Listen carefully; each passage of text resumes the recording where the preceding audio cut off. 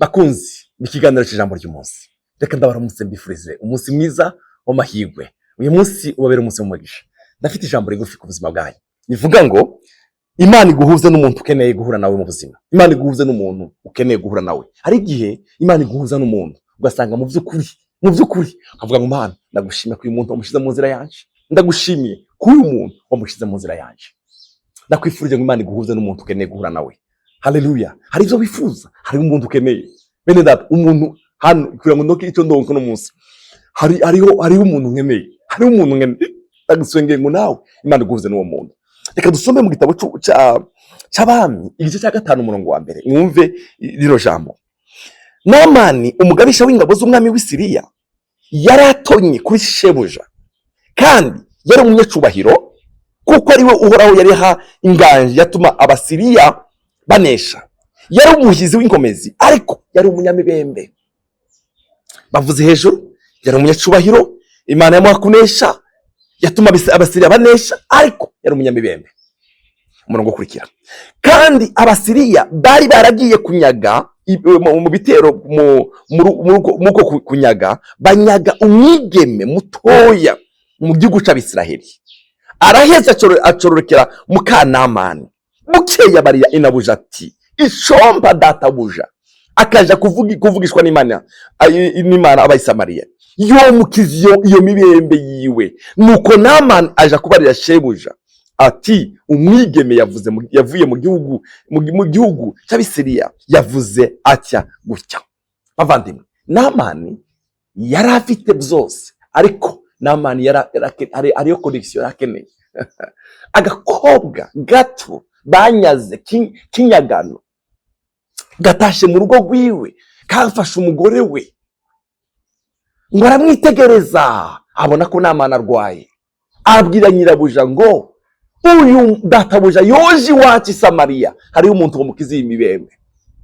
Haleluya. Bene data, Namani mu cyubahiro yari afise, mu bushobozi yari afise ibibembe. Kugira ngo akiri iyo mibembe nuko hariho umuntu wamukonekise na hari agakobwa karamubwiye. Uyu mugore abwira umugabo wiwe, abwira sebuja, aramubwira ngo bambwiye gutya, aramubwira ngo birakunda birashoboka, iyi mibembe ishobora gukira. Aramubwira ngo ndakwandikiye genda. Ashitse i Yerusalemu, umwami waho agira ikibazo, uyu muntu ninde wagukiza iyi mibembe hano? Elisa mutumaho. Tibanabonye na Elisa yamutumye akiri ku muryango, genda uje kwibira kuri Yorodani inshuro 7, iyo mibembe imuvaho. Bavandimwe, Namani yakijijwe. Urakeneye umuntu, urakeneye Imana iguhuza n'umuntu. Hariho umuntu ukeneye muri buno buzima, ndagusengeye ngo Imana iguhuze nawe.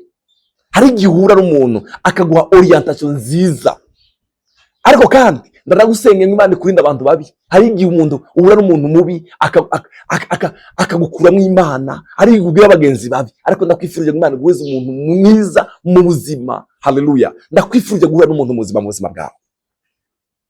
Namani yakijijwe n'uyu mukobwa. Igitabo cy'Abami ba 2 igice cya 4 umurongo wa mbere. Bukeye haza umugore kuri Elisa, umugabo wiwe yari uwo mu bigivye uvugishwa n'Imana. Aramutakambira ati umusabyi wawe ari umugabo wanje yarapfuye, kandi urazi ko yubaha Uhoraho, none utwishuza araje, kandi agomba gutwara abahungu banje bombi ngo abagire abagurano biwe. Uyu mugore yari afite ikibazo gikomeye. Umugabo we yubahaga Imana arapfa, amaze gupfa asigara mu ideni. Uje kumwishuza aramubwira ngo jewe nta kindi nukumbi kunyishura ideni cyangwa ngatwara abahungu bawe bakaja kubabasha banje bakankorera. Elisa aramubaza ati none no gukorera iki? Ndakubaza nti ico ufite niki muhira? Nawe ati umusabyi wawe ntaco mfise imuhira atarutwazwa tutuvuta twaerayo.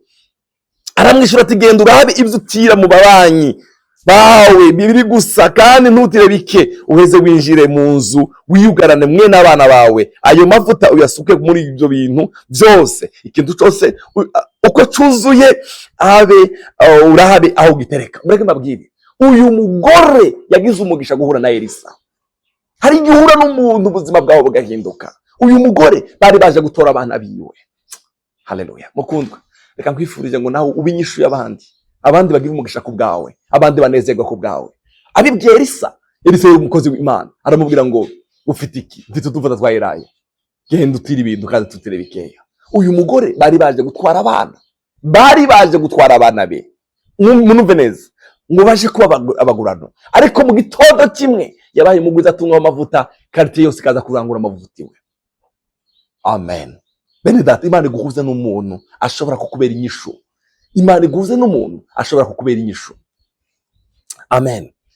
Umugabo witwa Ayineya yari amaze imyaka 8 avundira mu buriri, niko biriye Kirundi ivuga.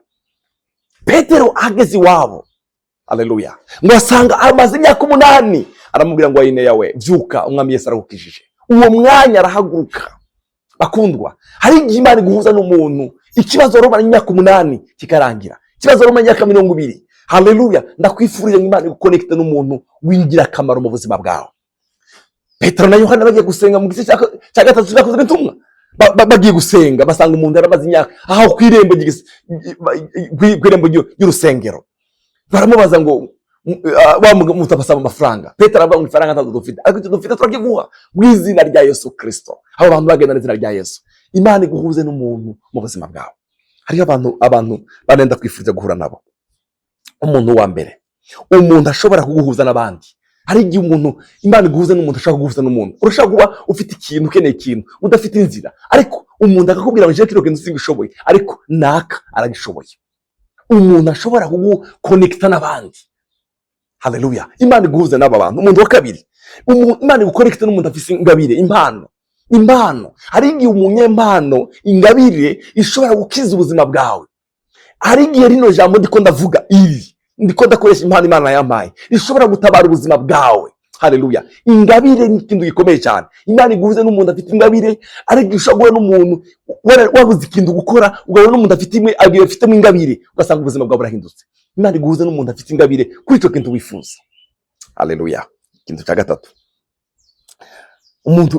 Imana iguhuze n'umuntu afite influence. Harashaka guhura n'umuntu afite influence ku kintu kanaka, ugasanga uronkeyemo inyishu yawe. Umuntu wakane ukeneye guhura nawe ni umuntu ashobora kugufasha umutwaro wawe, mu gusenga, mu kukuba hafi, mu kujana izina ryawe ku Mana. Uyu muntu arakenewe. Uyu muntu Mose yari afise Aroni na Huri. Uyu muntu uramukeneye guhura n'umuntu ashobora kugufasha umutwaro wawe mu gihe wabaye, akababarana nawe, mu gihe yaje gusenga agasengana nawe, akagusengera. Imana iguhuze n'aho bantu. Uyu muntu arakenewe cyane guhura nawe. Yesu akugirire neza, agushoboze guhura n'uyu muntu. Umva ndakubwira ikindi kintu rero. Imana niguhuza n'uyu muntu, uzitwararike, uzosaba Imana iguheze ubwenge bwo kubana nawe. Ijambo rya mbere, Imana iguha ubwenge bwo kubana nawe. Icya kabiri, umusengere wewe. Imana iguhuza n'uyu muntu, umusengere, witwararika kumusengera ku Mana. Ikindi, ubere maso iyo connection. Hari igihe Imana ishobora guhuza n'umuntu kubera kutaba maso cyangwa kubera imyifato, ugasanga biranze. Ndakwifurije guhura n'uyu muntu mu buzima bwawe. Imana iguhuza n'umuntu w'umumaro mu buzima bwawe. Muri uyu munsi Imana iguhuze n'umuntu ukeneye guhura nawe. Haleluya. Mu kazi kawe, muri business yawe, Imana iguhuze n'umuntu. Hari igihe Imana iguhuza n'umuntu, ubuzima bwawe bugahinduka. Yesu aguheze umugisha kandi akugirire neza, aguhuze n'uyu muntu. Urakoze. Dusengane nawe. Data mu izina rya Kristo Yesu. Namani mu cubahiro yari afise, mu bubasha bwose yari afise, mugabo yari umunyamibembe, yatabawe n'agakobwa kamubwiye amakuru. Haleluya. Uyu muntu uri kurankurikirana Mwami, umuhuze n'umuntu mu buzima bwe. Hari igihe tuba dukeneye abantu mu buzima bwacu Mwami, ndamusengeye ngo umuhuze n'uyu muntu. Uyu mugore bari baje kwishuza, iyo ataza guhura na Elisa yari afite ikibazo gikomeye. Yahuye na Elisa, ubuzima bwe burahinduka. Ndasenze ngo mu izina ry'umukunzi wacu Yesu Kristo, uyu muntu umukorere igitangaza.